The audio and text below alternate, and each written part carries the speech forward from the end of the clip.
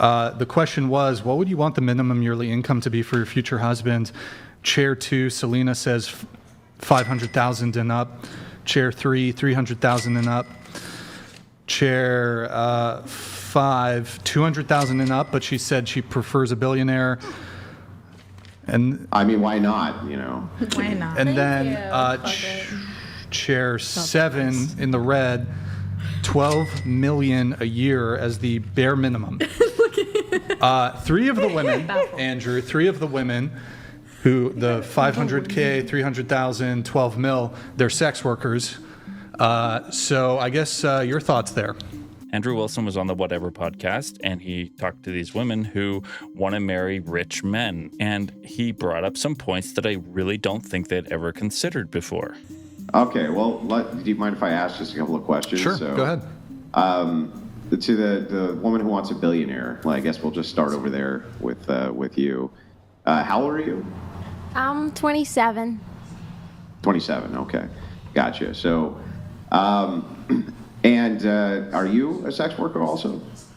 No. No, not a sex worker. Well, that's a plus, right? But you do realize that I think in the United States, there's only like 80 or 90 or 100 billionaires, period.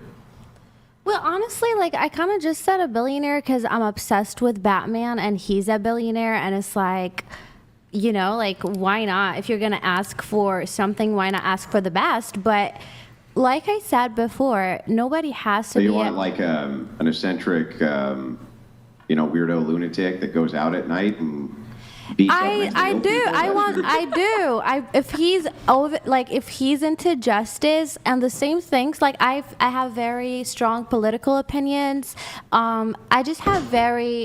I have a lot of opinions, and if he can get along with it and fight for justice the way I do, then I guess I can get along with him and we can make money together. But yeah, everyone wants a billionaire. It's not just me.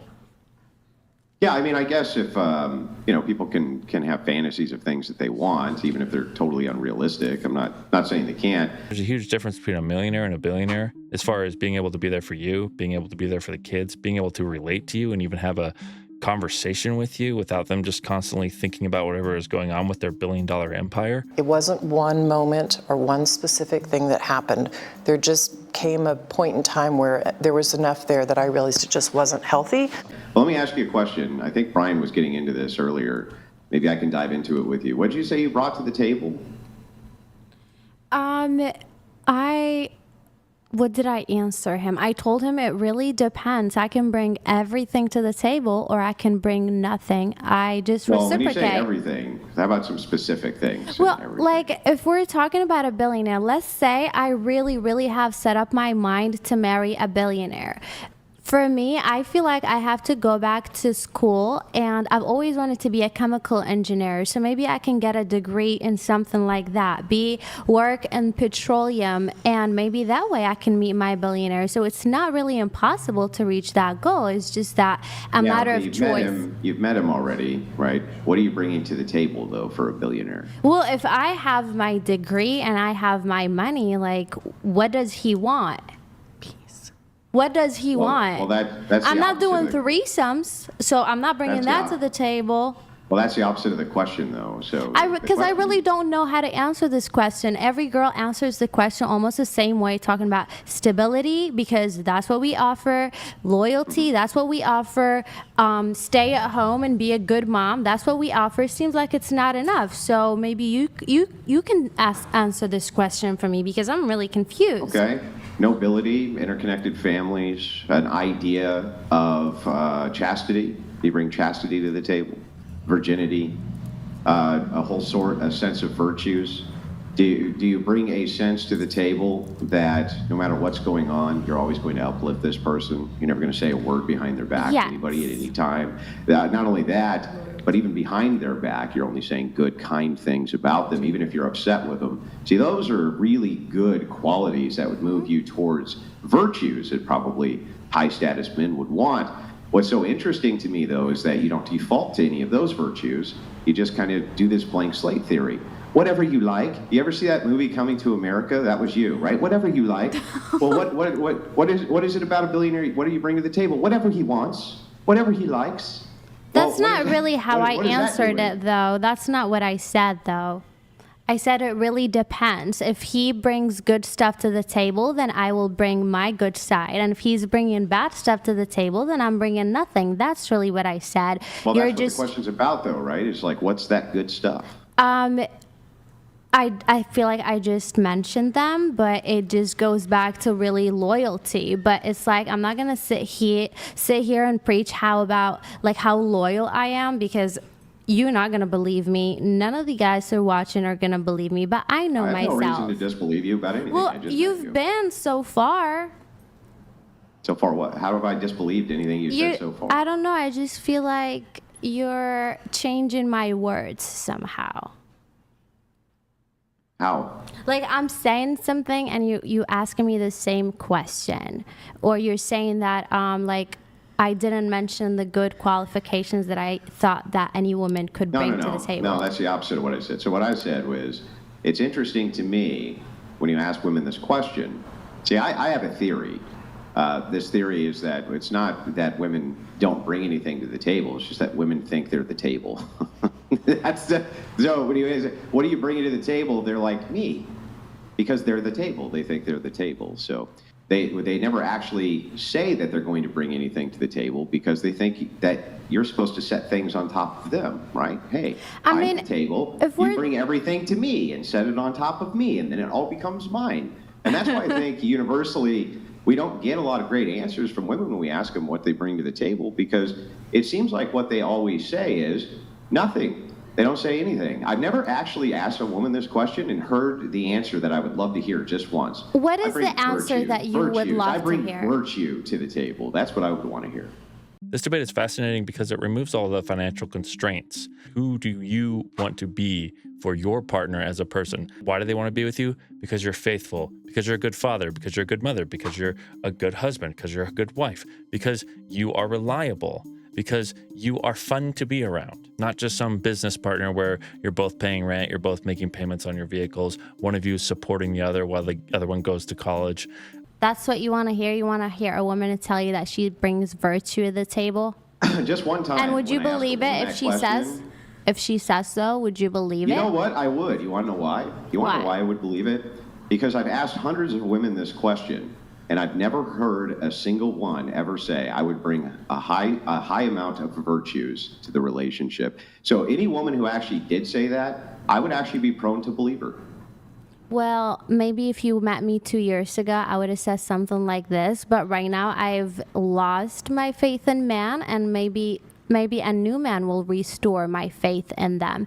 But yeah, I just got tired of answering that question, because I feel like I would say loyalty. And most of the times I don't like to say, when I'm dating someone, my actions are pretty loud. So like, you get off work, you come home, I immediately have something ready, and I set it up in a very like decorative, cute way, because I want my man to like get in the shower is ready, food is ready, and movie is ready. Like that's a simple, you just getting off work, right? Like clothes will be always folded and clean. Like I'm a little OCD person, so I really care about everything being in its place. Like I provide all of that, but to me it seems like that's bare minimum to a billionaire, or just a man who's a good man. Doesn't it, though? Not Doesn't just it a billionaire. We like a woman that likes to clean, but if you're OCD about it, you're just going to drive your husband crazy. Doesn't it seem like every woman on planet Earth could do those things Exactly. with ease? Exactly. But there is a thing that most women on planet Earth can't bring to the table. See, all of them can, wash some socks and clean some shirts and do some dishes, right? Right. That's not outside the realm of possibility for most women, I'd say. But it does seem that one thing that most women have trouble bringing to the table is virtues. And I never ever hear them talk about that, ever. Never hear them talk about how they're going to bring lots of virtues and peace to their household, and they're going to bring like a high sense of nobility to it. Rather, I just kind of hear him say, well, I'll make his lunch and clean his socks as long as he's out there working. It's like, well, I don't know. That sounds like kind of run-of-the-mill, almost common, right? Yeah, it's right. And what you say is pretty valid, but I feel like a lot of women, and not just women, us in general, have lost the sense of peace. maybe we don't really know what peace is like anymore. So it's not like my first instant thought, you know. Of course I want something peaceful, but I just feel like because I haven't received something that Are you peaceful. sure? Peaceful is pretty boring, isn't it? No. Like, isn't peaceful boring? Like a guy who just wants to come home and kick his feet up and drink a beer and watch the foosball game with them gargantuans throwing around that pigskin. That's kind of boring, right? I was thinking... You want that zest, that sauce, that spice of life, right? Where he comes in and he gets that passion stirring by yelling and you're all screaming and you're all fighting. Something more into that? No, and also peaceful in a And matter... how come the first thing you didn't say is peace? The first thing you say was, I bring peace to the home. First thing I said. I don't know, because that's... Maybe you've never brought peace to the home. I think Because- peace is a two-way street. Yeah, like I honestly. haven't received peace, so I don't know. Like I said, whatever the man brings, I would bring to the table. So if you're gonna bring peace, I will multiply it. But I don't know how I'm gonna give you peace if I feel at trouble every day. And because I've given peace in past relationships before, and I couldn't feel peace in within, and I couldn't even bring out like the right peace. Like it didn't seem like peace. It was toxic, even though I wanted it to be peace, but I didn't feel peaceful inside. So of course I want to provide peace, but are you gonna make It me doesn't feel sound like peaceful? there's been much peace in any of these relationships then. What? Well, that's where Doesn't it's sound like like you've it's a had much two-way peace in street. relationships. Yeah, but peace, loyalty, everything else is a two-way street. So I could be loyal and peaceful and respectful and submissive, but what are you gonna do for me? So just because you have money, like no, that's not what we're talking But about. you see my point here? So if the case is that the people you're dating aren't bringing you peace, and so you don't reciprocate peace back, it seems like you're attracted to men who aren't very peaceful. Are they a bunch of dirty savages? Are they running around out there causing all kinds of trouble? Are they all tatted up? Are they the bad boys? Is that what you're going for? Well, how No, come they're not at bringing all. you peace? Not at all. Not at all. Just a normal man who claim they want peace, but you know, they probably haven't found peace in within. So they're in search for their peace, and I'm searching for my peace, and we just can't seem to search for our peace together. You need Buddhists. You need to be Buddhists together.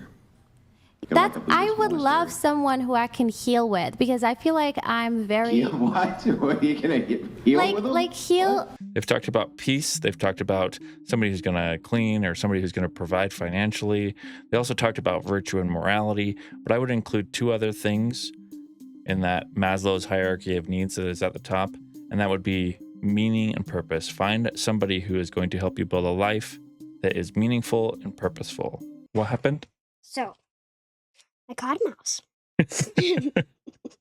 Get out of here, go play. Are you serious? Yeah, I got it. You weren't joking? No, it's alive, too.